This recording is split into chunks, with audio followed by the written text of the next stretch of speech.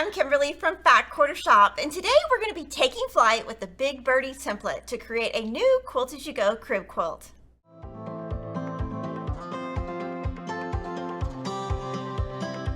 Before we begin, I want to show you what the Big Birdie Template makes. Quilt As You Go is a quilting technique where you individually quilt blocks and you build them as you go rather than basting and quilting a large completed quilt top all at once. You're literally quilting your blocks as you go.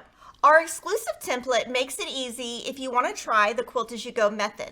The Big Birdie Template will give you the look of a hummingbird, Arkansas star, periwinkle, and a 4-point star quilt block.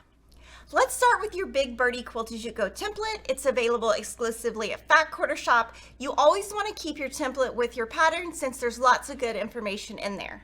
For batting, you need 9 squares that are 14 inches square.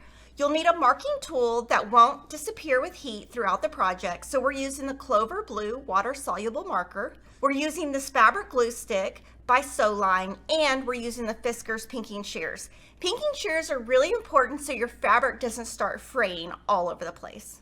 To make the Big Birdie Quilt As You Go crib quilt, we're featuring Fig Tree Quilts fabrics, and we're using her Summer's End layer cake along with one of her eyelet SKUs. Your first step is to remove the brown paper backing on the back of your template so it looks like this.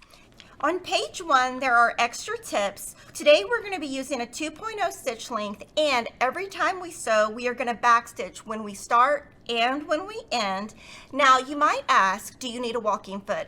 It's optional, so that's totally up to you. After you've gathered your notion and your fabrics, let's get sewing.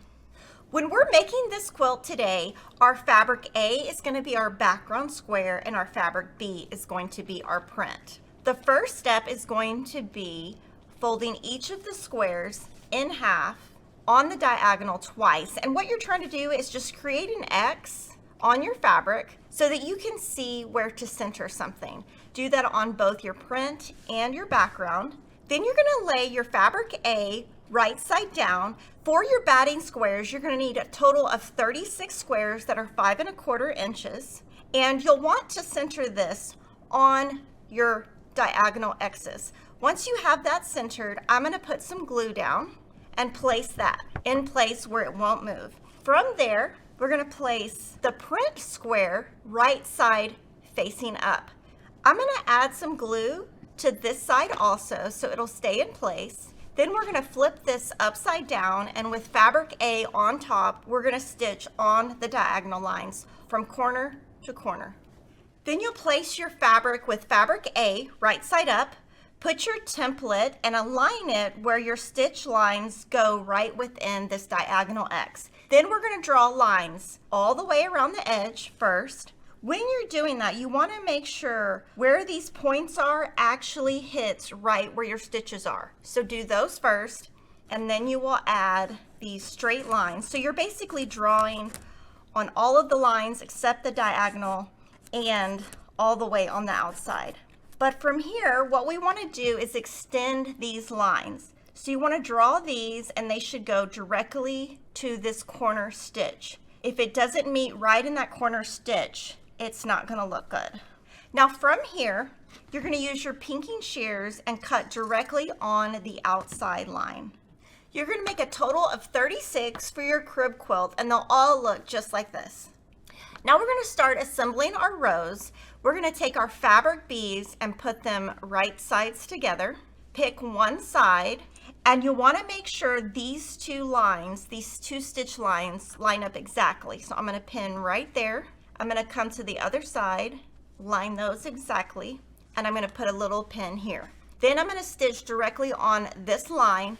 I'm going to start by back stitching at the very beginning and the end, and I'm going to make sure my stitches are outside of the batting.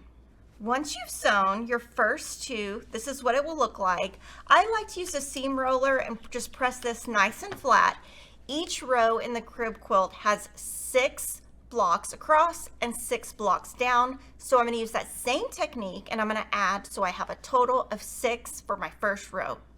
Once you have your flaps ironed nice and flat, you're going to stitch the flaps down. You're going to start at the top of the diamond, stitch 1/8 of an inch away from your pinked edges, making sure you backstitch when you start and stop. And you're going to do all 5 of these flaps.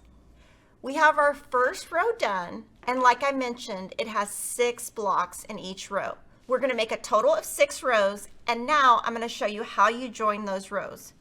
You're going to put fabric B facing up, take your second row, touch your fabric B's, and again, you really want this diamond right here to touch. So I'm going to use Wonder Clips to pin this together at each intersection, because it's really important that when you're sewing, you sew directly on top of the previously sewn lines so that everything stays together.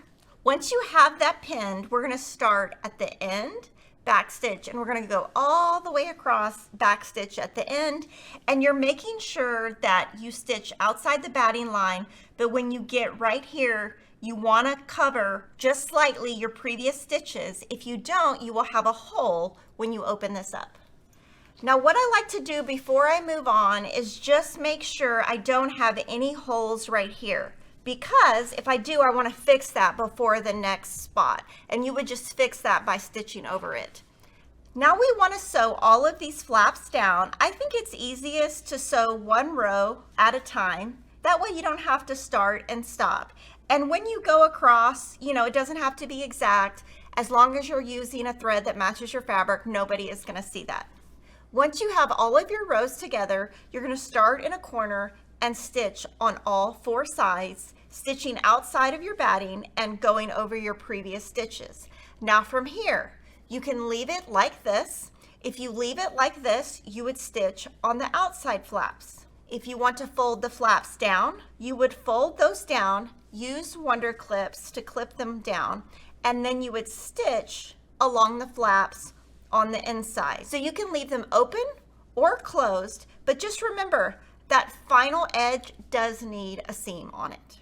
Now I'm going to show you the look of this in 2 different options. Now this quilt, we have taken the one we just made and stitched down the flaps. It looks so cute. And on this quilt, our fabric A is the background and our fabric B is our print. We wanted to show you another way you can do that. On this one, your print is your fabric A and your background is your fabric B. And on this one, if you stitch this down on the outside, you will have a totally different look. Or you can flip these down and stitch them down. Either way will look great.